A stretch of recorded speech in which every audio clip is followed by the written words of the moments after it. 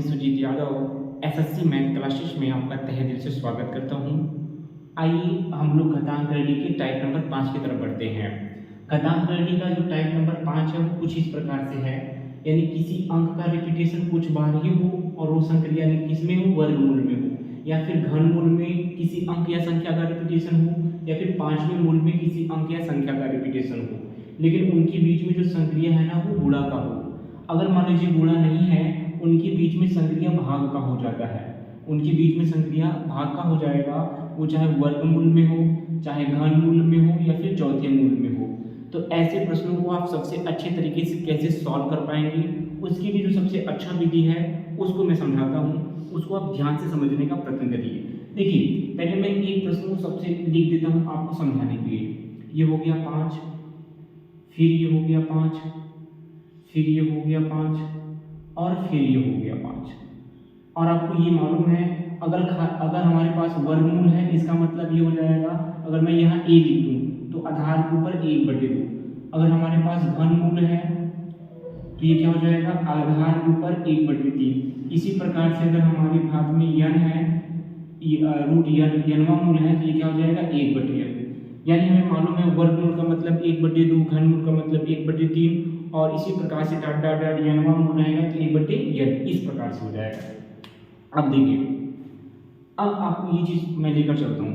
यहाँ मुझे मालूम चला इस वर्गमूल का मतलब ये आधार हो गया, आधार के ऊपर 1/2, और यहाँ देख पा रहे हैं ये जो वर्गमूल है ये दोनों पे, इस पे भी है इस पे भी है, तो एक वर्गमूल होता है 1/2, दो वर्गमूल है तो 1/4, 1/4, और यहाँ 3 वर्गमूल हो जाएगा तो 5 की घात 1, 2 गुणे 2 गुणे 2 यानी 1/8, और यहाँ 4 वर्गमूल हो जाएगा तो 1/16। अब देख पा रहे हैं सबका आधार समान है, घात जुड़ जाएगा, और घात जब जुड़ेगा तो सबका एलसीएम क्या ले लेंगे 16। वहाँ आएगा 1, यहाँ आएगा 2, यहाँ आएगा 4, और यहाँ आएगा 8। 8 4 12, 12 2 14, और 1 15, यानी 5 की घात 15/16। अगर आपको दिक्कत है, इसमें नहीं समझ में आया, तो आप ये प्रश्न को देखिए, इसमें समझ में आएगा। देखिए प्रश्न नंबर 2 मैं आपको समझाता हूँ। प्रश्न नंबर 2 ध्यान से समझिए। यहाँ हमें मालूम चला आधार हमारा 7 है, और 7 के ऊपर हमारा जो घन रूट है ना वो घन का है, तो 1/3 हो जाएगा, और संक्रिया गुणा हो गया क्योंकि गुणा था। अब मुझे मालूम चला यहाँ पे क्या है, फिर आधार 7 है, लेकिन पर यहाँ देखिए एक घनमूल, यानी ये जो घनमूल है इसके ऊपर भी है और अपने ऊपर भी है, दो बार आ गया, तो एक घनमूल का मतलब 1/3, दो घनमूल का मतलब 1/3 गुणे 1/3, तो 1/9, ये हो जाएगा 1/9। इसी प्रकार से 3 जो घनमूल आएगा तो 1/3 गुणे 1/3 गुणे 1/3, यानी 1/27। फिर देखिए जो लास्ट वाला आएगा वो 4, इसके ऊपर 1 2 3 4, यानी 3 गुणे 3 गुणे 3 गुणे 3, तो क्या हो जाएगा 81। देख पा रहे होंगे सबका आधार समान है, भाग जुड़ जाएगा, तो ये 7 हो जाएगा, और यहाँ 81 अगर आप रस पढ़ेंगे तो 81 कम 81, 27 का 81, 9 9 81, और जब 3 से भाग देंगे तो ये 27 आ जाएगा। 27 और 3 30 और 10 40, ये हो जाएगा 7 की घात 40/81। 27 और 3 30, 30 और 10 40, 40/81, 7 यानी आधार हो गया 7 और घात हो गया 40/81। आगे देखिए, अगर आपको फिर भी डाउट है तो प्रश्न नंबर 5 की तरफ देखिए, सॉरी प्रश्न नंबर 3 की तरफ। प्रश्न नंबर 3 ये कह रहा है ना, यहाँ पे आधार क्या है 3, और इसके घात में क्या है 5वां मूल, तो 1/5 हो जाएगा। फिर उसके बाद देखिए संक्रिया गुणा हो गया, फिर देखिए आधार क्या होगा 3, और इसके बाद फिर कौन सा मूल है 5वां मूल, लेकिन ये इस पे भी है इस पे भी है, तो 1/5 गुणे 1/5 यानी 1/25, फिर गुणे, फिर ये क्या हो जाएगा 1/5 गुणे 1/5 गुणे 1/5 यानी 1/125, और फिर क्या हो जाएगा 3 की घात 1/5 गुणे 1/5 गुणे 1/5 गुणे 1/5, यानी 4 बार करेंगे तो 625 आएगा। सबका आधार समान हो गया, एक बार लिखेंगे, घात में आप देख पा रहे हो 625 जब कॉमन लेंगे तो आएगा 1 5 25 और 125, इन सभी जोड़ेंगे 150 155 156, यानी 156/625, और आधार हमारा हो जाएगा 3, ये हमारा आंसर हो जाएगा। अब ये चीज तब था जब इनके बीच में संक्रिया गुणा का था, अगर इनके बीच में संक्रिया भाग का हो जाए तो आप क्या करेंगे उसको ध्यान से समझिए।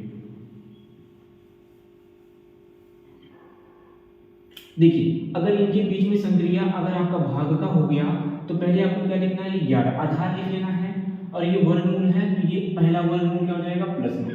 अब उसके बाद जब यहाँ भाग है ना, आपको तो यहाँ गुणा ही लगाना है, लेकिन ये जो वर्गमूल आएगा तो दोनों पे आ जाएगा 1/2 गुणे 1/2, तो 11 के घाते 1/4 लिखेंगे, लेकिन संक्रिया अगर यहाँ भाग भाग भाग का रहेगा हर जगह, जहाँ पर भी भाग रहेगा वहाँ जो हमारा घात है वो माइनस हो जाएगा, क्योंकि हर से जब अंश में जाता है तो प्लस से माइनस हो जाता है, हर से अंश में जाएगा तो माइनस हो जाएगा। तो डायरेक्ट आप ये समझिए कि भाग रहेगा तो घात माइनस में हो गया। अब फिर देखिए आधार हमारा 11 हो गया, फिर ये क्या हो जाएगा 1/2 गुणे 1/2 गुणे 1/8, यानी 1/8 हो जाएगा माइनस में।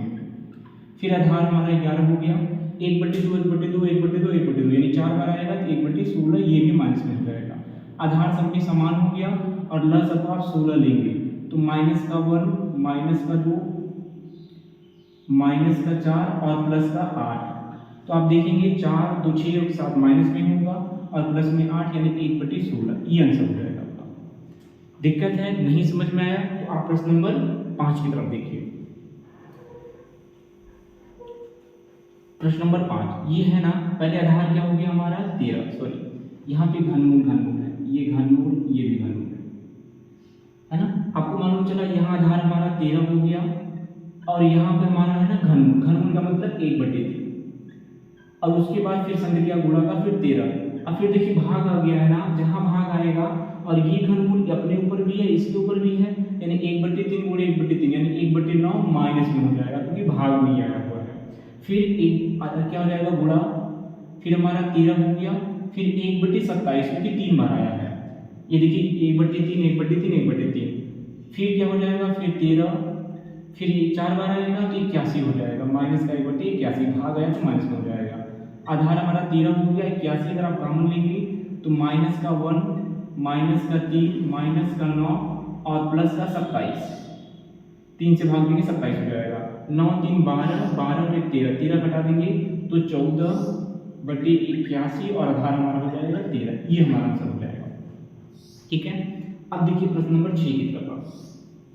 प्रश्न नंबर 6 की तरफ, प्रश्न नंबर 6 हमारा ये कह रहा है कि आधार हमारा 6 है और इसका जो घात है वो 1/4 है ना। फिर देखिए 6 ही है हमारा, लेकिन भाग आ यानी कि यहाँ भी 1/4 1/4 तो 1/16 हो जाएगा और भाग हो गया तो माइनस में, फिर हमारा 6 हो गया, फिर 4 गुणे 4 गुणे 4 यानी 4 चौक 16 चौका 64 हो जाएगा, भाग आ गया है फिर माइनस में, फिर गुणे 6, फिर क्या हो जाएगा 4 गुणे 4 गुणे 4 गुणे 4 यानी ये हो जाएगा 256, ये भी क्या हो जाएगा माइनस में। अब 6 के घात में जब 256 आप कॉमन लेंगे यहाँ पे यानी लसागु लेंगे तो आएगा माइनस का 1 और फिर माइनस का 4 फिर माइनस का 16 और ये माइनस में 4 से भाग दीजिए 64, 4 6 24 और 4 चौक 16, ये प्लस में आ जाएगा, ये प्लस में बाकी ऐसा माइनस में, तो 16 4 20 और 21, आप 64 में से जब 21 को घटाएंगे तो 3 आएगा और 4 यानी 6 की घाते 43/256। ठीक है, मैं आशा करता हूँ कि ये